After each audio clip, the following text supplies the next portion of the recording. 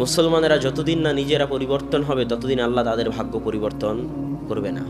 আর সালাফে সালেহিন বলে গেছেন যে এই উম্মতের পরবর্তীদের সংশোধন ওটে দিয়েই সম্ভব যেটে দিয়ে এই উম্মতের প্রথম অংশের সংশোধন হয়েছিল।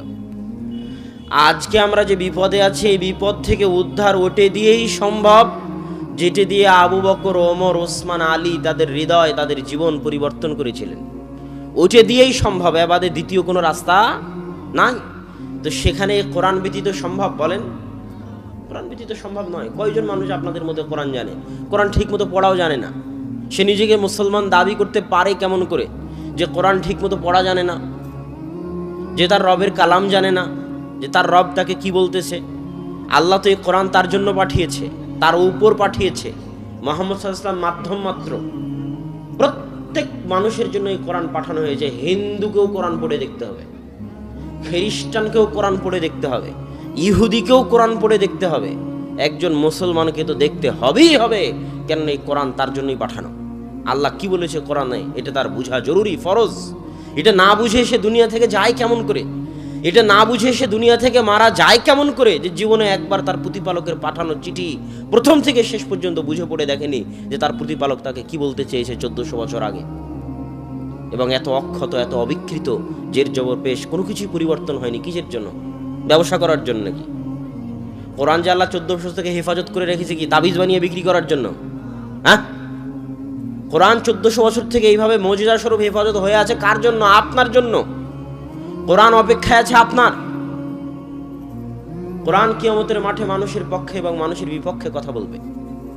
কোরআন যদি কিয়ামতের মাঠে আপনার বিপক্ষে দাঁড়িয়ে যায়, আপনি সেই দিন বিচারের মাঠে টিকতে পারবেন না। অতএব কোরআন যেন আপনার পক্ষে দাঁড়ায়, কোরআন যেন কিয়ামতের মাঠে আপনার পক্ষে আল্লাহর দরবারে সাক্ষী দেয়, এই চেষ্টা আপনাকে করতে হবে। কোরআন শিখতে হবে, কোরআন পড়তে হবে, কোরআন বুঝতে হবে। এই কোরআনের মধ্যে নিহিত আছে মুসলিম উম্মাহের সফলতা, মুসলিম উম্মাহের উন্নতি, মুসলিম উম্মাহের বিপদ থেকে বাঁচার রাস্তা। আজকে বিপদে আছে না নাই বাংলাদেশ? রাস্তাঘাট, স্কুল, কলেজ সব বন্ধ হয়ে যাবে, বন্ধ হয়ে গেছে, যাচ্ছে। শুধু বাংলাদেশ কেন, সারা পৃথিবী অচল হয়ে গেছে।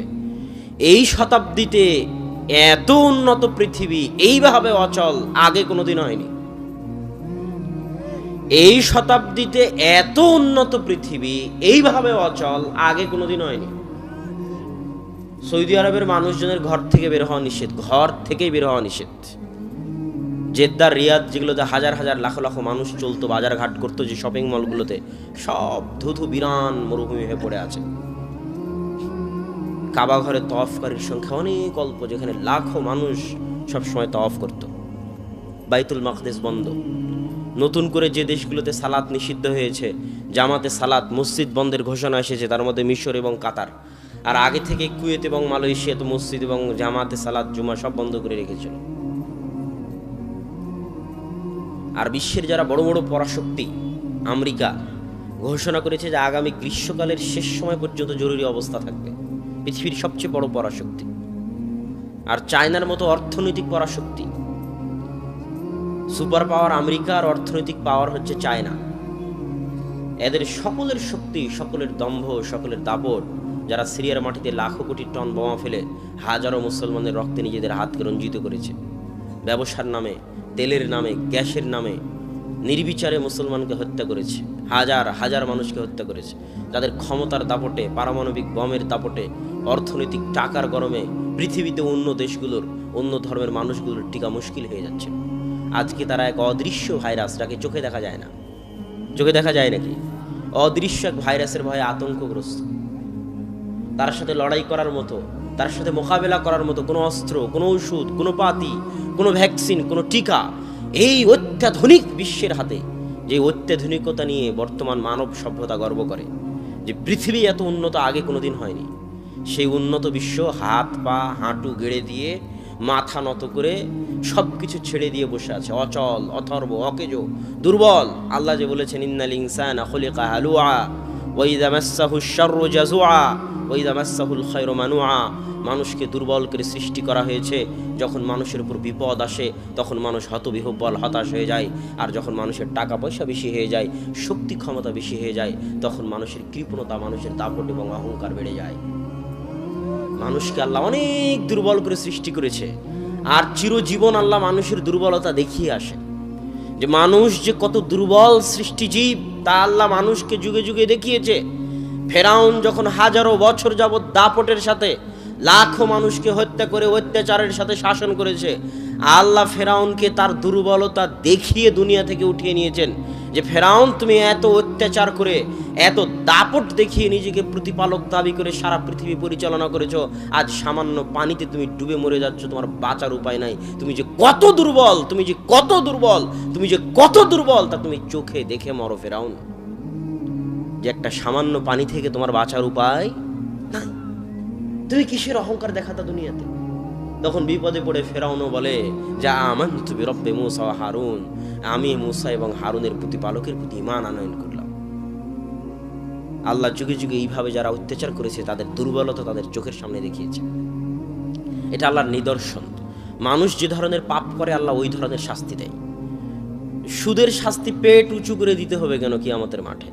মিথ্যা বলার শাস্তি জিহ্বা ফেড়ে দিতে হবে কেন? প্রত্যেকটার কাজের সাথে কর্মের কি আছে? লিঙ্ক আছে। জেনাকারীদের শাস্তি কিয়ামতের মাঠে উলঙ্গ করে জাহান্নামে তারা উথাল পাথাল খেতে থাকবে উলঙ্গ অবস্থায়, এবং তাদের লজ্জাস্থান থেকে দুর্গন্ধ বের হবে। এটা কেন করতে হবে? কেননা তার পাপের সাথে কি আছে? লিঙ্ক আছে। যেমন কর্ম আল্লাহ ওই ধরনের শাস্তি কিয়ামতের মাঠে দিবেন। কর্ম যেমন শাস্তি তেমন, কর্ম যেমন শাস্তি তেমন। তো বিশাল আব্রাহার বাহিনী আসছে হাতি নিয়ে কাবাঘর ধ্বংস করবে, তো আল্লাহ ধ্বংস করলেন কি দিয়ে? ছোট্ট ছোট্ট পাখি দিয়ে। কথা বুঝিনি? এটা আল্লাহর নিদর্শন যে আব্রাহা তুমি বিশাল হাতির বাহিনী নিয়ে আসছো, যাও আমি ছোট্ট পাখি পাঠালাম, এই পাখির সাথে লড়াই করো, যাও। তো আজকের এই উন্নত বিশ্ব, এত গর্ব, এত দাপট, কোথায় বিজ্ঞান, কোথায় ডাক্তার, কোথায় ইঞ্জিনিয়ার, কোথায় পারমাণবিক বম, যাও একটা অদৃশ্য ভাইরাস পাঠানো, লড়াই করো দুনিয়ার মানুষ আল্লাহর ক্ষমতার সাথে। ওয়ামা ইয়ালামু জুনুদু রাব্বিক, এরা হচ্ছে আল্লাহর সেনাবাহিনী। আল্লাহর সেনাবাহিনীর কথা কেউ জানে না, যে আল্লাহর সেনাবাহিনী যে কত আর আল্লাহর সেনাবাহিনী যে কেমন।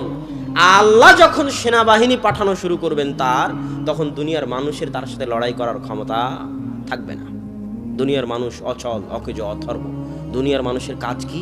দুনিয়ার মানুষের কাজ হচ্ছে আল্লাহর দরবারে নত হওয়া, আল্লাহর সামনে মাথা ঝুঁকিয়ে দেওয়া, আল্লাহর সামনে হাঁটু গেড়ে বসে পড়া, আল্লাহর সামনে হাত তুলে বসে পড়া, যে আল্লাহ আমরা অচল, অকেজ, অথর্ব, আমাদের কিছুই করার নাই, বাঁচাতে পারলে আপনি বাঁচাতে পারবেন। ইয়াকা না'বুদু ওয়া ইয়াকা নাস্তাঈন, আমরা আপনারই ইবাদত করি, আপনার নিকটই সাহায্য প্রার্থনা করি। তো সম্মানিত উপস্থিতি, এই জন্য আল্লাহর দিকে ফিরে আসা মানুষের উচিত। আল্লাহ মাঝে মাঝে এই ধরনের নিদর্শন পাঠিয়ে মানুষকে তার দিকে ফিরে আসতে বলেন। কেন আল্লাহ চান না যে আপনি জাহান্নামে যান, না আল্লাহ চান এটা? আল্লাহ সুবহানাহু ওয়া তাআলা চান না যে ইবলিসও জাহান্নামে যাক। কথা কি বুঝতে পারছেন? আল্লাহ সুবহানাহু ওয়া তাআলা চান না যে আবু জাহলও জাহান্নামে যাক। আল্লাহ চান না যে আপনিও জাহান্নামে যান। এই জন্য একজন ব্যক্তি যখন মরুভূমিতে তার উট হারিয়ে ফেলে, তো মরুভূমির রাস্তা চেনা খুব কঠিন। আপনি নিজেও একবার মরুভূমিতে হারিয়ে গেলে আর বের হতে পারবেন না। ওই একই জায়গার মধ্যে ঘুরপাক খাবেন, রাস্তা খুঁজে বের করতে পারবেন না। সব দেখতে একই রকম মনে হবে, পাহাড় সব একই রকম, বালু সব একই রকম, ফিল্ড সব একই রকম, ধুধু মরুভূমি। কোন দিকে যে যাচ্ছে, কোন দিকে যে পূর্ব, কোন দিকে যে পশ্চিম, রাস্তা খুঁজে বের করে পার হতে পারবেন না। মরুভূমিতে ঘুরতে ঘুরতে মারা যাবেন। উট মরুভূমির রাস্তা চিনে। তো যে ব্যক্তি মরুভূমিতে উট হারিয়ে ফেলে মানে তার মৃত্যু নিশ্চিত। তো একজন ব্যক্তি মরুভূমিতে উট হারিয়ে ফেলে নিজের মৃত্যুকে নিশ্চিত মনে করে যে এই মরুভূমিতে আমার তো বাঁচার পথ নাই, আমি তো আমার উটকে হারিয়ে ফেলেছি, তো মরতে যখন হবেই তাহলে একটু বিশ্রাম করি, এখান থেকে আমার বাঁচার কোনো পথ নাই। সে শুয়ে বিশ্রাম করতেছে, ঘুম থেকে উঠে বিশ্রাম থেকে উঠে দেখে তার পাশে তার উটটা দাঁড়িয়ে আছে, হারানো উটটা। তো জীবন ফিরে পেলে মানুষ যেমন আনন্দিত হয়, সে মৃত্যুর মুখ থেকে ফিরে এসে আনন্দের ঠেলায় বলতেছে, খুশির ঠেলায় বলতেছে যে আল্লাহ তুমি আমার বান্দা, আমি তোমার রব। বাক্য উল্টা করে দিয়েছে, মানে খুশির ঠেলায় হিতাহিত জ্ঞান হারিয়ে ফেলেছে। তো আল্লাহ সুবহানাহু ওয়া তাআলা বলতেছেন, এই মানুষটা মৃত্যুর মুখ থেকে ফিরে এসে যতটা না আনন্দিত, আমার কোনো বান্দা যে আমার সাথে সম্পর্ক রক্ষা করেনি দুনিয়াতে যাওয়ার পরে। আপনাদের কয়জনের দাবি করতে পারবেন আল্লাহর সাথে সম্পর্ক আছে? কয়জন? সালাত আদায় না করলে আল্লাহর সাথে সম্পর্ক থাকে? বলেন, সালাত আদায় না করলে আল্লাহর সাথে সম্পর্ক থাকে? আপনাদের কয়জনের আল্লাহর সাথে সম্পর্ক আছে? কয়জনের দাবি করতে পারবেন যে হ্যাঁ আমার সাথে আল্লাহর সম্পর্ক আছে, ছিন্ন হয়ে যায়নি? আপনার সন্তান যদি আপনার সাথে সম্পর্ক ছিন্ন করে, আপনার সন্তান যদি হারিয়ে যায়, তো মায়ের কষ্ট কেমন হয়, পিতার কষ্ট কেমন হয়, আর ওই সন্তানের কষ্ট কেমন হয়? ইউসুফ আলাইহিসসালাম কোথায় 20-25 বছর হারিয়ে গেছেন, বাপ জানেই না ইউসুফ কোথায়। কাঁদতে কাঁদতে ইয়াকুব আলাইহিসসালামের চোখ পর্যন্ত অন্ধ হয়ে গেছে, তো বাপ কষ্টে আছে না নাই? তো সন্তানকে হারিয়ে ইয়াকুব আলাইহিসসালাম যত কষ্টে আছে, আপনি আপনার সন্তানকে হারিয়ে যত কষ্টে থাকবেন। আল্লাহ বলতেছেন যে এই যে মানুষটা মৃত্যুর মুখ থেকে ফিরে এসে তার উট ফিরে পেয়ে যতটা না আনন্দিত হয়েছে, আমি আল্লাহ আমার কোনো বান্দা যে দুনিয়াতে যাওয়ার পরে আমার সাথে সম্পর্ক রাখেনি, তাকে হারিয়ে আমি যে কতটা কষ্টে ছিলাম, সে যদি কোনোদিন আমার নিকটে ফিরে এসে তওবা করে, তো মৃত্যুর মুখ থেকে ফিরে আসা এই লোকটা যতটা না আনন্দিত, আমি আল্লাহ তার চেয়ে বেশি আনন্দিত হব। তারপরেও কি আপনি চাইবেন না আল্লাহর দিকে ফিরে যেতে, আল্লাহর সাথে সম্পর্ক তৈরি করতে? পৃথিবীতে কেউ আছে আল্লাহ ছাড়া আপনার? হ্যাঁ, পৃথিবীর সবাই ধোঁকাবাজ, আপনার স্ত্রীও ধোঁকাবাজ, স্বার্থের জন্য আপনার সাথে আছে। আপনার সন্তানও ধোঁকাবাজ, স্বার্থের জন্য আপনার সাথে আছে। স্বার্থহীন নিঃস্বার্থভাবে পৃথিবীতে যদি কেউ আপনাকে ভালোবেসে থাকে, সেটা কে? আপনার প্রতিপালক। তো আল্লাহ সুবহানাহু ওয়া তাআলার এই ভালোবাসার গুরুত্ব আমাদের বুঝতে হবে এবং আমাদের উচিত যত দ্রুত সম্ভব আল্লাহর দিকে ফিরে যাওয়া। আজকেই তওবা করে আল্লাহর দিকে ফিরে যাওয়া, ওযু করে 2 রাকাত সালাত আদায় করে, বক্তব্য প্রোগ্রাম শেষ করে নিজ নিজ বাড়িতে গিয়ে ওযু করে 2 রাকাত সালাত আদায় করে সবার উচিত পুনরায় আল্লাহর সাথে সম্পর্ক তৈরি করা। যে আল্লাহ, আজকে তওবা করে তোমার সাথে সম্পর্ক তৈরি করতেছি, আর সম্পর্ক ছিন্ন করব না। আর সম্পর্ক ছিন্ন না করার সবচেয়ে বড় মাধ্যম হচ্ছে যে কোনো মূল্যে দিনে রাতে 24 ঘন্টায় 5 ওয়াক্ত সালাত আদায় করা। আকিমিস সালাতা লিযিকরি, তোমরা সালাত আদায় করো আমাকে স্মরণ করার জন্য। তো 24 ঘন্টা মানুষ আল্লাহকে স্মরণ করতে পারবে না। আপনারা দিয়ার অঞ্চলের মানুষ, জমি জায়গা আছে, কাজ কাম আছে, 24 ঘন্টা আল্লাহকে স্মরণ করতে পারবেন না, এটাই ঠিক। মানুষের ব্যস্ততা আছে, এটাই ঠিক, আল্লাহও জানে। তা আল্লাহ বলতেছে 24 ঘন্টা যদি না পারো তো কমসে কম কয়বার? 5 বার। 5 বার আল্লাহকে স্মরণ করা কি খুব কঠিন কাজ? কোনো কঠিন কাজ নয়। সালাত আদায় করাকে আমরা নিজেরা নিজেদের উপর ভারী বানিয়ে নিয়েছি। কয় মিনিট সময় লাগে এক ওয়াক্ত সালাত আদায় করতে? উজু করা থেকে শুরু করে সালাত কমপ্লিট করতে 10 মিনিটের বেশি লাগে না। এই 10টা মিনিট সময় আমাদের উপর এমন ভারী, এটা শয়তান আমাদের জন্য ভারী করে দিয়েছে। কথা বুঝেননি? আজান হওয়া মাত্রই সালাত আদায় করার সবচেয়ে সহজ উপায়, আজান হওয়া মাত্রই সব কাজ বন্ধ। প্রধানমন্ত্রীর সাথে যদি মিটিং থাকে তো বন্ধ, তাহলে সালাত আদায় করা সহজ হয়ে যাবে। না হলে যদি মনে করেন অনেক জরুরি কাজ, আর 5টা মিনিট করি, আর 2টা মিনিট করি, আজান হয়ে গেছে আর 5 মিনিট পর দোকান বন্ধ করি, তাহলে আর সালাত ধরে রাখতে পারবেন না। 2 দিন পর সালাত হারিয়ে যাবে, কোনো না কোনো ব্যস্ততায় এসে সালাত হারিয়ে যাবে। প্রথমে জামাত থেকে দূরে হয়ে যাবেন, তারপরে ব্যক্তি জীবন থেকে সালাত চলে যাবে। আর যদি এটা মূলনীতি বানিয়ে নেন যে আল্লাহু আকবার মুয়াজ্জিন বলেছে মানে আমি যে অবস্থায় থাকি না কেন, যদি শয়তানের সাথে মোকাবেলা করতে পারার সবচেয়ে বড় মাধ্যম। শয়তান কিন্তু আজান হওয়া থেকে আপনার পিছনে লেগে যাবে যে আর 2 মিনিট দেরি করো, আর 2টা মিনিট মোবাইল চালাও, আর 2টা মিনিট পড়ো, আর 2টা মিনিট কম্পিউটার দেখো, আর 2টা মিনিট কৃষি কাজ করো, আর 2টা মিনিট দোকান খোলা রাখো। শয়তান লেগে যাবে। নামাজিকে নামাজ থেকে এইভাবে দূরে নিয়ে চলে যায় শয়তান। যে নামাজ পড়ে না তার কথা তো বাদই দিলাম, যারা সালাত আদায় করে তাদের এই অবস্থা। তারা তখন এইভাবে আস্তে আস্তে জামাত ফেল করে, জামাত ফেল করতে করতে ব্যক্তি জীবনে সালাত চলে আসে, আস্তে আস্তে ব্যক্তি জীবন থেকে সম্পূর্ণ সালাতটাই হারিয়ে যায়। তখন একটা পর্যায়ে বেনামাজিতে পরিণত হয়ে যায়। তো সালাত আদায় করার সবচেয়ে বড় উপায় হচ্ছে আজান হওয়া মাত্রই সব কাজ বন্ধ, যত জরুরি কাজ হোক না কেন। এই জন্যই ট্রাকের পিছনগুলোতে লেখা থাকে যে কাজকে কি যেন বলে, কাজকে সালাতকে বলিও না আমার কাজ আছে, কাজকে বলো আমার সালাত আছে। এইটা ছাড়া আপনি আল্লাহর সাথে সম্পর্ক ধরে রাখতে পারবেন না। সালাত ছাড়া আল্লাহর সাথে সম্পর্ক ধরে রাখার কোনো উপায় নাই। কেননা আল্লাহর নিকটে আল্লাহর ইবাদত করার, আল্লাহর নিকটে চাওয়ার, আল্লাহর সাথে কথা বলার, আল্লাহর সাথে মোনাজাত করার, আল্লাহর নিকটে দোয়া করার, আসমানের নিচে জমিনের উপরে সালাতের চাইতে কোনো বড় মাধ্যম পৃথিবীতে আর নাই। ওই যে সারা আলাইহা সালাতু ওয়াস সালাম, ইব্রাহিম আলাইহি সালাতু ওয়াস সালামের স্ত্রী, যখন ইব্রাহিম আলাইহিস সালাম বললেন সারা তোমাকে যদি জিজ্ঞেস করা হয় তাহলে ভাই বোন পরিচয় দিবে, কেননা আসমানের নিচে জমিনের উপরে আমি আর তুমি মোমেন মোমেনা, আর কোনো মোমেন মোমেনা নাই।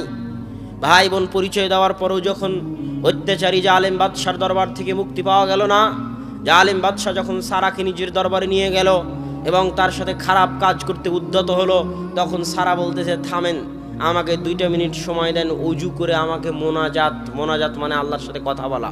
মোনাজাত শব্দের অর্থ কি? জোরে বলেন, মোনাজাত শব্দের অর্থ কি? আল্লাহর সাথে কথা বলা। আমাকে জরুরি ভিত্তিতে আমার রবের সাথে কথা বলতে হবে, আমার আল্লাহর সাথে মোনাজাত করতে হবে, কথা বলতে হবে। 2 মিনিট সময় দেন, আপনি যা ইচ্ছা তাই করতে পারবেন, তবে আমি একটু আল্লাহর সাথে কথা বলে নিই। মানুষ বলে না আপনি দাঁড়ান, আমি একটু বসকে কল দিয়ে নিই, বলে না? আপনি একটু থামেন, আমি একটু আমার নেতাকে একটু ফোন দিয়ে নিই, বলে না? তো সারা বলতেছে একটু দাঁড়ান, আমি আমার আল্লাহর সাথে একটু কথা বলে নিই, 2 মিনিট সময় দেন, একটু মোনাজাত করে নিই আল্লাহর কাছে। তখন উজু করে সারা সালাতে দাঁড়িয়ে গেলেন। সালাতে আল্লাহ সারাকে বলতেছেন, আল্লাহুম্মা ইন কুনতা তা'লাম, হে আল্লাহ আপনি যদি জেনে থাকেন, আহসানতু ফারজি, আমি আমার লজ্জায় স্থান, আমার আমানত, আমার আব্রু, আমার ইজ্জতের হেফাজত করেছি, খেয়ানত করিনি, তাহলে আল্লাহ আজকে এই কঠিন দিনে আমি যেভাবে তোমার ভয়ে, তোমার পরহেজগারিতায়, তোমার তাকওয়ায় আমার লজ্জায় স্থান হেফাজত করেছি, আমার আমানত, আমার ইজ্জত, আমার আব্রুর হেফাজত করেছি, আজকে কঠিন দিনে লা তুসাল্লিত আলাইয়াল কাফের, এই কাফেরকে আপনি আমার উপর বিজয়ী করিয়েন না, এই কাফেরকে আপনি আমার উপর প্রাধান্য গালাবা দিয়েন না। আজকে এই কঠিন দিনে আমি যেমন আপনার ভয়ে আমার লজ্জায় স্থান হেফাজত করেছিলাম, আজ বিপদে পড়েছি, আজ আমার লজ্জায় স্থান, আমার ইজ্জত, আমার আব্রু, আমার আমানতের হেফাজতের দায়িত্ব আপনার। সারার বলা কথা শেষ হয়নি, জালেম বাদশাহ হাত পা অবশ্যই মাটিতে পড়ে গেছে। তাহলে আল্লাহর নিকটে মোনাজাত করার সবচেয়ে বড় মাধ্যম কি? সালাত। জোরে বলেন না কেন? আল্লাহর নিকটে মোনাজাত করার সবচেয়ে বড় মাধ্যম কি? সালাত। এই জন্য রাসূল সাল্লাল্লাহু আলাইহি ওয়াসাল্লাম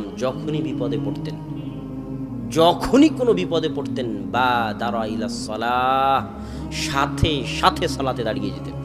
মানুষ যখন স্বাভাবিকভাবে বিপদে পড়ে তখন মানুষ আগে স্মরণ করে যে বিষয়ে বিপদে পড়ে সে বিষয়ে রিলেটেড কাউকে স্মরণ করে। যেমন ছেলে সন্তান যদি অ্যাক্সিডেন্ট হয় তাহলে কোন মেডিকেলে আছে, কোন ডাক্তারের কাছে যেতে হবে, সে ডাক্তারকে কল দেয়, কাকে মেডিকেলে পাঠাবে তাকে কল দেয়। যদি কোনো কেস কোর্ট কাচারি হয় তাহলে কোন নেতার দরবারে যাবে, কোন মেম্বার, কোন চেয়ারম্যান, কোন এমপি তাকে সহযোগিতা করতে পারবে, তার কাছে যায়, তাকে ফোন দেয়, তার সাথে কথা বলে। কিন্তু একজন মুসলমানের উচিত বিপদ যত বড়ই হোক না কেন, বিপদ যত ছোটই হোক না কেন আর যত বড়ই হোক না কেন, সবার আগে আপনি যে বিপদে পড়েছেন এটা কাকে জানানো উচিত? আল্লাহকে জানানো উচিত। আপনার ছেলে রাজশাহীতে অ্যাক্সিডেন্ট করেছে, রাজশাহী মেডিকেলে আছে, আপনি এখান থেকে গাড়ি নিয়ে রাজশাহী মেডিকেলে যেতে 1.5-2 ঘন্টা 3 ঘন্টা সময় লাগবে। আর এখানে 2 রাকাত সালাত আদায় করে যদি আল্লাহকে বলে দেন, আল্লাহ আমার ছেলে মেডিকেল আছে তুমি দেখো, তাহলে আপনার 3 ঘন্টা যেতে যা দেরি হবে তার আগে আল্লাহ সুবহানাহু ওয়া তাআলা কাজ করে বসে থাকবেন। এই জিনিসটা তো মানুষ বুঝে না। বিপদে পড়লে আল্লাহকে ডেকে দেখেন, বিপদে পড়লে 2 রাকাত সালাত আদায় করার অভ্যাস গড়ে তুলুন। প্রত্যেক মানুষের জীবনে বিপদ আছে, প্রত্যেক মানুষের জীবনে কি আছে? ইন্না মাআল উসরি ইসরা, দুঃখ কষ্ট নিয়েই জীবন। মানুষের জীবন ফুলসজ্জা নয়, মানুষের জীবন সংগ্রাম।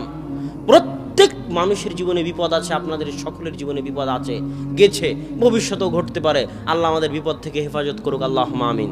তো নিজ নিজ জীবনে পারিবারিক, সামাজিক, ব্যক্তিগত যখন যে বিপদে পড়বেন, আজকের বক্তব্য থেকে শিখে যাবেন, যে বিপদই পড়েন না কেন সাথে সাথে কাউকে না কিছু বলে 2 রাকাত সালাত আদায় করে সালাতে দাঁড়িয়ে আল্লাহকে বলবেন যে আপনি বিপদে পড়েছেন। অনেক সময় শয়তান আপনাকে ধোকা দেবে, আরে তুই তো জীবনে কোনোদিন নামাজই পড়িস নি, তুই তো রোজাই রাখিস না, তুই তো মদ সিগারেট গাঞ্জা খাস, তুই আবার কি আল্লাহর কাছে দোয়া করবি? এটা শয়তানের ধোকা। কথা কি বুঝতে পারছেন? আপনি যত বড় গুনাহগার হন না কেন, যত বড় পাপিষ্ঠ হন না কেন, যত বড় পাপিষ্ঠ গুনাহগার হন না কেন, পাপ দিয়ে আপনার দুনিয়া ভর্তি হয়ে থাক, তবুও দিন শেষে আপনি কার বান্দা? আরে আল্লাহর এরিয়া থেকে আপনি কোথাও যেতে পারবেন? আসমান জমিনে মানুষ যেখানেই যাক না কেন, ওটা কার রাজত্ব? আল্লাহর রাজত্ব। দিন শেষে আপনার জীবন মৃত্যুর মালিক কে? দিন শেষে আপনাকে খাওয়ায় কে? দিন শেষে আপনাকে পড়ায় কে? কার জমিনের উপর আছেন? কার আসমানের ছায়ায়, কার আলো ভোগ করতেছেন? অতএব মদ খান, গাঞ্জা খান, বিড়ি খান, সিগারেট খান, যত বড় গুনাহগার হন না কেন, আল্লাহর নিকটে ফিরে আসতে কোনো লজ্জা নেই। যে আপনাকে লজ্জা দিচ্ছে সে শয়তান। ওই শয়তান জিন শয়তানও শয়তান হতে পারে, মানুষ শয়তানও শয়তান হতে পারে। বলতে পারে তুমি এত বড় পাপী, তুমি মাধ্যম ছাড়া, লিঙ্ক ছাড়া, ওয়াস্তা ছাড়া আল্লাহর কাছে দোয়া করতে পারবে না, তাই হুজুরের কাছে যাও, পীরের কাছে যাও, পীর আর হুজুরের মাধ্যম দিয়ে আল্লাহর সাথে দোয়া করো। আরে আল্লাহ কি পীরের বাপের? আল্লাহ কি হুজুরের বাপের পৈতৃক সম্পত্তি? না আল্লাহ আমারও। আল্লাহকে একটু নিজের দাবি করার অধিকার রাখিয়েন, আল্লাহকে নিজের দাবি করার অধিকার রাখিয়েন যে আল্লাহ আপনারও সৃষ্টিকর্তা, আল্লাহ আপনারও পালনকর্তা, আল্লাহ হিন্দুরও সৃষ্টিকর্তা, হিন্দুরও পালনকর্তা। যে নাস্তিক প্রত্যেক দিন আল্লাহকে গালি দেয়, ওই নাস্তিককেও খাওয়ায় আল্লাহ রব্বুল আলামিন। এই জগৎ ওই জগৎ উভয় জগতের পালনহার, প্রতিপালক, পালনকর্তা হচ্ছেন আল্লাহ সুবহানাহু ওয়া তাআলা। অতএব আল্লাহর নিকটে চাইতে কোনো লজ্জা নেই। মানুষ রূপী আর জিন রূপী শয়তান আপনাকে বুঝাবে যেন আপনি সরাসরি আল্লাহর নিকটে দোয়া না করেন। হুজুর একটু দোয়া করে দেন না, আমার বাপ মারা গেছে। হুজুর জামাতের পর, এই ফরজ সালাতের জামাতের পর দোয়া করলো না, হুজুরের উপর খুব রাগ। জানাজার শেষে হুজুর কবরের পাশে গিয়ে দোয়া করলো না, হুজুরের উপর খুব রাগ। ইসলাম কি ভাড়াটে ধর্ম? ইসলাম কি ভাড়াটে ধর্ম যে টাকা দিয়ে ভাড়া করে দোয়া করাতে হবে? আমার কথার উত্তর দেন না কেন? ইসলাম কি ভাড়াটে ধর্ম? আমি এখনই বললাম যে আসমানের নিচে জমিনের উপরে মোনাজাত করার সবচেয়ে বড় মাধ্যম কি? আসমানের নিচে জমিনের উপরে মোনাজাত করার সবচেয়ে বড় মাধ্যম হচ্ছে সালাত। যেমন সারা সালাত আদায় করেছে, যেমন আল্লাহর রাসূল সালাত আদায় করেছে, এই জন্য আল্লাহ 5 বার আপনার উপর সালাত ফরজ করে দিয়েছেন। সালাত মানেই দোয়া, সালাত শব্দের শাব্দিক অর্থই দোয়া, সালাত মানেই মোনাজাত, সালাত শব্দের শাব্দিক অর্থ মোনাজাত।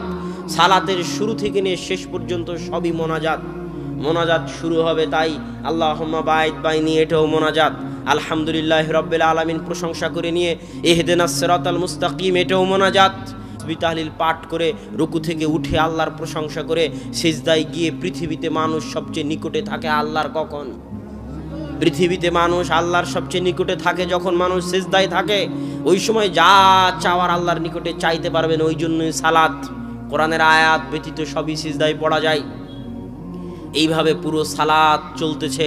এবার সালাম ফিরানোর পূর্বে যত দোয়া আপনার জানা আছে সব দোয়া আপনি পড়তে পারবেন, কেননা আসমানের নিচে জমিনের উপরে আল্লাহর নিকটে দোয়া করার, আল্লাহর সাথে মোনাজাত করার সালাতের চাইতে বড় কোনো মাধ্যম পৃথিবীতে নাই। এবার যখন আল্লাহু আকবার বলে সালাত শুরু করেছিলেন, মানে মোনাজাত শুরু হয়েছিল। কি শুরু হয়েছিল বলেন তো? এটি সবাই বলেন, কি শুরু হয়েছিল? এবার যখন আসসালামু আলাইকুম বলে সালাম ফিরলাম, তখন কি শেষ হয়ে গেল? জোরে বলেন, কি শেষ হয়ে গেল? মোনাজাত শেষ হয়ে গেল। এখন কোনো হুজুর যদি বলে, কোনো মানুষ যদি বলে যে এই হুজুর খুব খারাপ, মোনাজাত করালো না, তাহলে আমি বলবো ওকে আরো 10 বছর পড়তে হবে এটা জানার জন্য যে আসসালামু আলাইকুম দিয়ে মোনাজাত শেষ হয়ে গেল। সে জাহেল, সে অজ্ঞ, সে মূর্খ যে সে এখনো জানে না যে সালাতি মোনাজাত, পৃথিবীতে মোনাজাতের এত বড় মাধ্যম আর নাই। সালাত যত বড় মাধ্যম, আল্লাহু আকবার দিয়ে সালাতের মোনাজাত শুরু হয়েছে, আসসালামু আলাইকুম দিয়ে মোনাজাত শেষ হয়ে গেছে। এত বড় মোনাজাত, এত বড় দামি, এত গুরুত্বপূর্ণ, এত সুন্দর মোনাজাত পৃথিবীতে আর নাই। আল্লাহকে ডাকার এর চেয়ে বড় মাধ্যম পৃথিবীতে আর নাই। এই জন্য সালাতুল জানাজা মানে কি? জানাজা মানে লাশ, মৃত ব্যক্তির লাশ। আর সালাত মানে দোয়া, দোয়া মানে মোনাজাত, মানে মৃত ব্যক্তির জন্য দোয়া করার সালাত, মৃত ব্যক্তির জন্য মোনাজাত করার সালাত। এই জন্য সালাতুল জানাজা আল্লাহু আকবার, সূরা ফাতিহা, আল্লাহু আকবার, দরুদ শরীফ, আল্লাহু আকবার যে মুখস্থ দুইটা দোয়া আছে, আল্লাহুম্মা গফির লাহু ওয়ারহামহু ওয়াফু আনহু, আল্লাহুম্মা গফির লিল হাইয়িনা ওয়া মাইয়িতিনা, এই যে দুইটা দোয়া আছে, এই দুইটা দোয়া কার জন্য? ওই মৃত ব্যক্তির জন্য, আমাদের সবার জন্য। এই সালাতটা দেওয়াই হয়েছে ওই ব্যক্তির জন্য, দোয়া করার জন্য যে সামনে আছে। এবার যখন আসসালামু আলাইকুম বলা হলো জানাজার সালাতে, তখন কি শেষ হয়ে গেল? মোনাজাত শেষ হয়ে গেল। যে বলবে কবরের পাশে গিয়ে মোনাজাত করা লাগবে, ওকে যদি জাহেল প্রমাণ করতে না পারি তো আপনার আলাদিপুরের মাটিতে, এই গ্রামে আমি আর কোনোদিন আসবোই না। ওকে আরো 10 বছর পড়তে হবে। বেটা মোনাজাত শেষ হয়ে গেল। তুমি কেন? সারা পৃথিবীর সকল হুজুর, সকল আলেম মিলে যদি কবরের পাশে দাঁড়িয়ে দোয়া বানাতে থাকে, সারা পৃথিবীর সকল আলেম মিলে যদি কবরের পাশে দাঁড়িয়ে দোয়া বানাতে থাকে, তো মুহাম্মদ সাল্লাল্লাহু আলাইহি ওয়াসাল্লাম যে দোয়া শিখিয়ে দিয়ে গেছেন মৃত ব্যক্তির জন্য, ওর চেয়ে ভালো দোয়া বানাতে পারবে না কিয়ামত পর্যন্ত যদি কবরের পাশে দাঁড়িয়ে বানানোর চেষ্টা করে, তো আল্লাহর রাসূল যে দোয়া শিখিয়ে দিয়ে গেছেন ওর চেয়ে ভালো দোয়া বানাতে পারবে না। সেটা এখনো বুঝেনি যে সালাত মানে মোনাজাত। এই যে একসাথে হাত তুলে দোয়া করার বেদাত, এই বেদাত সমাজে ঢুকে 2টে সুন্নাত উঠিয়ে দিয়েছে। কয়টা সুন্নাত সমাজ থেকে উঠিয়েছে? এই একটা বেদাতের কারণে সমাজ থেকে 2টে সুন্নাত উঠে গেছে। এক, মানুষ ভুলে গেছে যে সালাতের মধ্যে দোয়া করতে হয়। ভুলে যাননি আপনারা? সবাই ভুলে গেছে, কেউ জানে না যে সালাতের মধ্যে দোয়া করতে হয়। সালাত যে দোয়া করার মাধ্যম কেউই জানে না। আল্লাহর রাসূল সালাতে দোয়া করলো, সারা সালাতে দোয়া করলো। আমরা রাত দিন বিপদ আপদ থেকে মুক্তি পাচ্ছি সালাতের মধ্যে দোয়া করে। মানুষ ভুলেই গেছে যে সালাতের মধ্যে দোয়া করতে হয়, জানেই না। কেন ভুলে গেছে? ওই যে সালাতের পরে একসাথে হাত তুলে মোনাজাত শুরু হয়েছে, ওই একটা বেদাত এত বড় একটা সুন্নাত, এত বড় একটা নেয়ামত থেকে মুসলিম উম্মাহকে দূরে রেখেছে যে সালাতের মধ্যে দোয়া করতে হয়, সালাত দোয়া করার মাধ্যমে। এই মহা নেয়ামত থেকে দূরে রেখেছে। আমার চ্যালেঞ্জ থাকলো, আপনি যে বিপদেই পড়েন শুধু 2 রাকাত সালাত আদায় করে দেখবেন, ইনশাআল্লাহ আপনার বিপদ দূর হয়ে যাবে। এরকম বহু বিপদে আমি জীবনে পড়েছি, বহু বিপদে আমি জীবনে পড়েছি। 2 রাকাত সালাত আদায় করার মাধ্যমে আল্লাহ সেই বিপদ থেকে উদ্ধার করেছে। আমি দেখেছি আমার আম্মাকেও, যখনই যে বিপদ হোক না কেন, বিপদের কথা শোনার সাথে সাথে 1 সেকেন্ড দেরি হয় না, সাথে সাথে মনে হয় রোবটের মতো, রোবটকে অর্ডার দেওয়া আছে, রোবটের মতো রোবটকে অর্ডার দেওয়া আছে যে বিপদের সংবাদ শোনা মাত্রই, রোবট যেমন অর্ডার দেওয়া থাকে ওইরকম শোনা মাত্রই চট করে অজুখানায় অজু শেষ করে 2 রাকাত সালাত, আর এই 1 সালাতের বরকতে বিপদ দূর হয়ে যায়। আল্লাহু আকবার। কেন? আল্লাহকে ডাকার এর চেয়ে বড় মাধ্যম পৃথিবীতে নাই। এই একটা জঘন্য বেদাত, নিকৃষ্ট বেদাত মুসলিম উম্মাহকে সালাতের মতো মহান ইবাদত, আল্লাহকে ডাকার এত বড় সুযোগ, আল্লাহকে ডাকার এত বড় মাধ্যম, আল্লাহকে ডাকার এত বড় পদ্ধতি, আল্লাহকে ডাকার এত বড় সুযোগ মাধ্যম পদ্ধতি থেকে অজ্ঞ জাহেল মূর্খ করে রেখেছে, দূরে রেখেছে, এত বড় নেয়ামত থেকে বঞ্চিত করে রেখেছে। মানুষ জানেই না যে সালাতের কত পাওয়ার, মানুষ জানেই না সালাতের কত শক্তি। তাই মানুষ সালাত শেষ হয়ে গেলে বলে যে দোয়া করো। আরে দোয়া করার সময় তো সালাতের মধ্যে ছিল, পাগল। কত বড় নিয়ামত থেকে আপনি বঞ্চিত, অনেক বড় বিশাল নিয়ামত থেকে আপনি বঞ্চিত। সালাতের নিয়ামত থেকে বঞ্চিত আপনি। সালাতের মধ্যে যে দোয়া করতে হয় এই নিয়ামত থেকে বঞ্চিত। কেননা সালাতের পরে যে মোনাজাত আছে, আজ থেকে সংশোধন হন। আমি আপনাকে খোঁটা দিয়ে নয়, আঘাত দিয়ে নয়, আপনার দিনী ভাই হিসেবে বলতে চাই, পরীক্ষা করে দেখুন সালাত দোয়া করার কত বড় মাধ্যম। ইনশাআল্লাহ আপনার দোয়া কবুল হবেই হবে ইনশাআল্লাহ। আর একটা কি সুন্নাত উঠে গেছে, এখন সালাম ফিরানোর পরে যত কোরআন এবং হাদিসে, যত হাদিসের গ্রন্থ আছে, সব হাদিসের গ্রন্থে সালাম ফিরানোর পরে জিকির, আজকার, তাসবিহ, তাহলিল, সূরা নাস, ফালাক, ইখলাস, আয়াতুল কুরসি, এগুলোর কথা আছে। আলহামদুলিল্লাহ, সুবহানাল্লাহ, লা ইলাহা ইল্লাল্লাহ, আল্লাহু আকবার। অধিকাংশ রিওয়ায়াত বর্ণনা এগুলো সংক্রান্ত যে সালাম ফিরানোর পর কি করতে হয়, জিকির, আজকার, তাসবিহ, তাহলিল পড়তে হয়। তো সমাজে যখন একসাথে হাত তুলে দোয়া ঢুকেছে, তখন আর কয়জন তাসবিহ পড়ে, কয়জন জিকির করে সালামের পর বসে থেকে? বলেন। সালামের পর দোয়া করে বিহাক্কি লা ইলাহা ইল্লাল্লাহ বলে সুন্নাত শুরু, শেষ। কোনো তাসবিহ নাই, কোনো তাহলিল নাই, কোনো জিকির নাই, আজকার নাই, জানেই না, ভুলে গেছে, সমাজ থেকে উঠেই গেছে। তাহলে এই একটা বেদাত কত খারাপ, কত জঘন্য, কত নিকৃষ্ট যে আপনাকে বড় বড় দুইটা নিয়ামত থেকে বঞ্চিত রেখেছে। এক, সালাতের মধ্যে যে দোয়া করতে হয় এই নিয়ামত থেকে বঞ্চিত রেখেছে। সালামের পরে যে জিকির আজকার করতে হয়, তাসবিহ তাহলিল করতে হয়, নাস, ফালাক, ইখলাস পড়তে হয়, আয়াতুল কুরসি পড়তে হয়, আল্লাহু আকবার, সুবহানাল্লাহ, আলহামদুলিল্লাহ, লা ইলাহা ইল্লাল্লাহ পড়তে হয়, এই সকল ইবাদত থেকে আপনাকে দূরে রেখেছে, বঞ্চিত করে রেখেছে। তাই এই ধরনের জঘন্য নিকৃষ্ট বেদাতকে সমাজ থেকে উৎখাত করতেই হবে। এটা আপনার দায়িত্ব। আমি আপনার দিনী ভাই হিসেবে বলে গেলাম, আপনার কল্যাণ চাই, আপনাকে জাহান্নামের আগুন থেকে বাঁচিয়ে জান্নাতে নিয়ে যেতে চাই, আপনার সাথে ধোঁকা দিতে চাই না, আপনার কল্যাণকামী, আপনার বন্ধু, আপনাকে আঘাত দিতে চাই না। আপনি বিশাল বিপদে আছেন এক বেদাত নিয়ে, আল্লাহকে ভয় করে এই বেদাত থেকে ফিরে আসার চেষ্টা করুন। কেননা বেদাতের জগতে কোরআন এবং সহিহ হাদিসের আলোকে আপনি কেমনে বুঝবেন কোনটা সুন্নাত, কোনটা বেদাত, কেমনে বুঝবেন কোনটা হালাল, কোনটা হারাম? তার একটা মূলনীতি আজকে আপনাকে বলে যাই, এই মূলনীতি আপনার জন্য রাস্তা সহজ করে দিবে। যে মানুষের জীবন দুইটা ভাগে বিভক্ত, একটা মানুষের দুনিয়াবী জীবন, একটা মানুষের ইবাদতের জীবন। এই যে এখানে আছেন এটা কিন্তু ইবাদতের অন্তর্ভুক্ত। মসজিদে ফজরের সালাত আদায় করবেন, ইবাদতের অন্তর্ভুক্ত। জিকির আজকার তাসবিহ তাহলিল করবেন, ইবাদতের অন্তর্ভুক্ত। দান সাদকা করবেন, ইবাদতের অন্তর্ভুক্ত। সিয়াম পালন করবেন, রোজা রাখবেন, হজ করবেন, ইবাদতের অন্তর্ভুক্ত।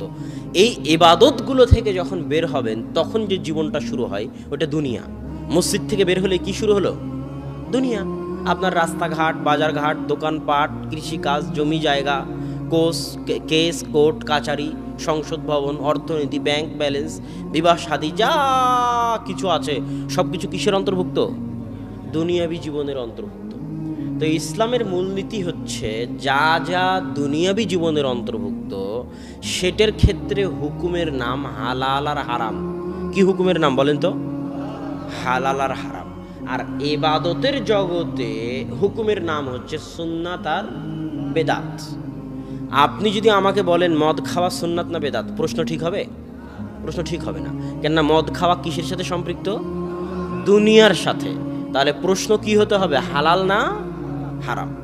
আপনি যদি আমাকে জিজ্ঞেস করেন যে একসাথে হাত তুলে দোয়া করা হালাল না হারাম, তাহলে প্রশ্নই ভুল। কেন একসাথে হাত তুলে দোয়া করা ইবাদতের সাথে সম্পৃক্ত। আপনাকে বলতে হবে একসাথে হাত তুলে দোয়া করা সুন্নাত না বেদাত। এবার আসেন দুনিয়াবী জীবনে। আমরা বুঝলাম যে দুনিয়াবী জীবনের হুকুম আহকামের নাম কি? হালাল অথবা হারাম। দুনিয়াবী জীবনে ইসলামের মূলনীতি হচ্ছে, খুব ভালো করে মনে করে যাবেন, বক্তব্যের সব অংশ ভুলে গেলেও এ অংশ মনে থাকলে অনেক কাজে দিবে। ইসলামের মূলনীতি হচ্ছে দুনিয়াবী জীবনে আল্লাহ এবং আল্লাহর রাসূল। আচ্ছা, বাক্যটা আর একটু সহজ করে বলি। দুনিয়াবী জীবনে ইসলামের মূলনীতি হচ্ছে হালাল এবং হারামের ক্ষেত্রে ইসলামের মূলনীতি হচ্ছে সবই হালাল। কি বলেন তো? সবই হালাল। শুধু কতটুকু হারাম? যতটুকু আল্লাহ এবং আল্লাহ রাসূল 1400 বছর আগে হারাম করে গেছেন। সবই হালাল, এটা হলো মূলনীতি। সবই হালাল। আগে যা ছিল, এখন যা আছে, 10 বছর পরে যা আসবে, 500 বছর পরে যা আসবে, 1000 বছর পরে যা আসবে, সবই হালাল। শুধু অতটুকুই হারাম যতটুকু আল্লাহ এবং আল্লাহ রাসূল কি করে গেছেন? নিষেধ করে গেছেন। আজকে আপনি যত খাবার খান, এই কালাই রুটি আল্লাহ রাসূলের যুগে ছিল নাকি?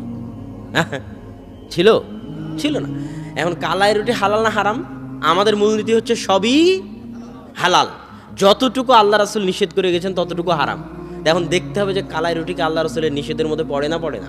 যদি না পড়ে তাহলে হালাল, কেন? সবই হালাল। দুনিয়াবী জীবনের কি? সবই হালাল। আল্লাহ রাসূল বলেছে আল্লাহ সুবহানাহু ওয়া তাআলা বলেছে হররিমাত আলাইকুমুল মাইতাতু ওয়াদ-দাম ওয়া লাহমুল খিনজির। তোমাদের জন্য হারাম করে দিলাম মৃত প্রাণী, তোমাদের জন্য হারাম করে দিলাম রক্ত, তোমাদের জন্য হারাম করে দিলাম শুকরের গোশত। আল্লাহ রাসূল বলেছে তোমাদের জন্য হারাম করে দিলাম জি মিখলাব থাবাওয়ালা প্রাণী, তোমাদের জন্য হারাম করে দিলাম জি নাব শিকারী দাঁতওয়ালা প্রাণী, তোমাদের জন্য হারাম করে দিলাম সেবা হিংস্র প্রাণী, তোমাদের জন্য হারাম করে দিলাম জাল্লালাহ যে সমস্ত প্রাণী ময়লা নিকৃষ্ট হারাম অপবিত্র জিনিস খেয়ে বড় হয় ওই সমস্ত প্রাণী। এই যে আল্লাহ রাসূল হারাম করে দিচ্ছেন, এগুলো বাদে কিয়ামত পর্যন্ত যত খাবার আবিষ্কার হবে, সেটা চাইনিজ হোক, থাই হোক, ইটালিয়ান হোক, বাঙালি হোক, আর দিয়াড়ের কালাই রুটি হোক, কথা বুঝেননি? যত খাবার কিয়ামত পর্যন্ত আবিষ্কার হবে এগুলো বাদে সব কি হবে? হালাল। মূলনীতি কি বুঝা গেল হালাল হারামের? এবার আসেন ইবাদতের জগতে সম্পূর্ণ উল্টা। ইবাদতের জগতে সবই বেদাত। হুজুর যে বলতেছে এরা সব বেদাত করে, আরে সবই তো বেদাত। আছে না যে এরা ওই আব্দুর রাজ্জাক বিন ইউসুফ এরা খালি আসলে খালি বলে এটা বেদাত সেটা বেদাত উমুক বেদাত তুমুক বেদাত। তো সবই যদি বেদাত হয় তো ইবাদত করবো কোনটারে পাগল? তা ইসলামের মূলনীতি হচ্ছে ইবাদতের জগতে সবই কি? এটা জোরে বলেন তো, সবই কি? শুধু কতটুকু সুন্নাত? যতটুকু আল্লাহ এবং আল্লাহ রাসূল 1400 বছর আগে বলে গেছে এবং করে গেছে। আল্লাহর রাসূলের মৃত্যুর পর থেকে নিয়ে আজ পর্যন্ত যত ইবাদত আবিষ্কার হবে আর আরো 500 বছর পরে যত আবিষ্কার হবে, চুল পরিমাণও যদি বৃদ্ধি হয় তো ওই চুলের নাম কি হবে? সরিষা পরিমাণ যদি নতুন আবিষ্কার হয় ওর নাম কি হবে? বেদাত। তাহলে ইবাদতের জগতে সবই বেদাত। এখন তুমি যদি জিজ্ঞেস করো যে এটা যে বেদাত কোথায় লেখা আছে, নিষেধের দলিল দেন। আরে সবই তো বেদাত, নিষেধের দলিল কি দিব? তোমাকে দলিল দিতে হবে যেটা আল্লাহ এবং আল্লাহ রাসূল করেছে। একটা যখন কাগজ অফিস আদালতে পাশ হয় তখন চেয়ারম্যান মেম্বার বা যারা দায়িত্বশীল প্রিন্সিপাল তার স্বাক্ষর লাগে না? লাগে না? স্বাক্ষর লাগে। তো ইবাদত বলে গণ্য হতে, ভ্যালিড লেজিটিমেট ইংরেজিতে বলে, যে এটা যে ইবাদত, এটা ভ্যালিড, গ্রহণযোগ্য হতে, লেজিটিমেট হতে মুহাম্মদ সাল্লাল্লাহু আলাইহি ওয়াসাল্লাম এবং আল্লাহর স্বাক্ষর লাগবে, সিলমোহর লাগবে। যতক্ষণ না মুহাম্মদ সাল্লাল্লাহু আলাইহি ওয়াসাল্লামের স্বাক্ষর পাওয়া যাবে, আল্লাহর স্বাক্ষর পাওয়া যাবে, ততক্ষণ এটা ইবাদত বলে ভ্যালিড হিসেবে গণ্য হবে না। সেই স্বাক্ষরটা কি? কাল আল্লাহ তাআলা, আল্লাহ বলেছেন কোরআনে, অথবা কাল রাসূলুল্লাহ সাল্লাল্লাহু আলাইহি ওয়াসাল্লাম, আল্লাহর রাসূল বলেছেন হাদিসে অথবা করেছেন। এই দুইটার একটাও যদি না পাওয়া যায়, তো যত বড় ইবাদত হোক, যত ভালো ইবাদত হোক, ওইটাকে ডাস্টবিনে নিক্ষেপ করে দিতে হবে। ওর কোনো ভ্যালিডিটি, ওর কোনো গ্রহণযোগ্যতা পৃথিবীতে নাই। আর যারাই ওটাকে গ্রহণযোগ্য মনে করবে, ওরাই আল্লাহ এবং আল্লাহ রাসূলের উপর মাতাব্বরি করবে। আর এই মাতাব্বরির জবাব আল্লাহ রাসূল কিয়ামতের মাঠে দিবেন। এটা মাতাব্বরি করা, বাটপারি করা, কথা বুঝিনি? যিনি মোড়ল, যিনি নেতা, তার উপর তুমি মাতাব্বরি করো কেন? তুমি কি নবী নাকি? তুমি কি রাসূল নাকি? তোমাকে যদি একসাথে হাত তুলে দোয়া করার, তুমি যদি বলো সুন্নাত, তুমি নিজে যদি জোর করে দাবি করো, তো নবী হয়ে আসো। নবী হয়ে আসনি কেন? তুমি নবী নাকি? তাহলে তুমি মাতাব্বরি করো কেন নবী যদি না হও? ইসলাম কি তোমার বাপের ধর্ম? ইসলাম শুধু আল্লাহর আল্লাহ রাসূলের কথা চলবে ইবাদতের জগতে। আল্লাহর আল্লাহ রাসূল করেনি, তুমিও করতে পাবা না। তুমি যদি জোর করে করতে যাও, তাহলে তুমি হয় নিজেকে নবী দাবি করতেছো, আর না হলে বলতেছো মুহাম্মদ সাল্লাল্লাহু আলাইহি ওয়াসাল্লাম তার নবুয়তের দায়িত্ব পালন করেনি, নাউজুবিল্লাহ, আমানতের খেয়ানত করেছে। অথবা বলতেছো তুমি বেশি পরহেজগার, আল্লাহ রাসূল তোমার চেয়ে কম পরহেজগার, নাউজুবিল্লাহ। অথচ আল্লাহ রাসূল বলছে ওয়াল্লাহি লা ইন্নী আখশাকুম ওয়া আতকাকুম লিল্লাহ, আল্লাহর কসম, ওই তিনজন ব্যক্তিকে যাদের ঘটনা আপনারা জানেন, তাদেরকে আল্লাহ রাসূলের বাক্য যে ওয়াল্লাহি লা ইন্নী আখশাকুম ওয়া আতকাকুম লিল্লাহ। কোন তিনজন? যারা বলেছিল যে তাকাল্লুহা, হাদিসের ইবারত বুখারীর, যে আল্লাহ রাসূলের ইবাদতকে তারা অল্প মনে করলো, যে আল্লাহ রাসূলের আগের পরের সব গুনাহ তো মাফ করে দেওয়া হয়েছে, এই অল্প ইবাদতে আল্লাহ রাসূলের চলবে। আমরা একজন সারা রাত তাহাজ্জুদ সালাত আদায় করব, আর জীবনে কোনোদিন বিবাহ করব না। আর একজন কি বলল? আরেকজন বলল যে আমি সারা রাত সারা দিন সিয়াম পালন করব, সিয়াম ভাঙবো না, প্রত্যেক দিন সিয়াম পালন করব, সিয়াম ভাঙবো না।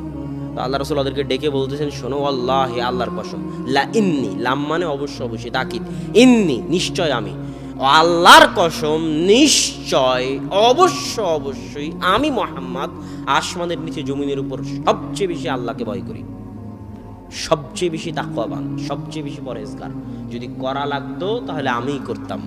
মান রাগিবা আন সুন্নতি ফালাইসা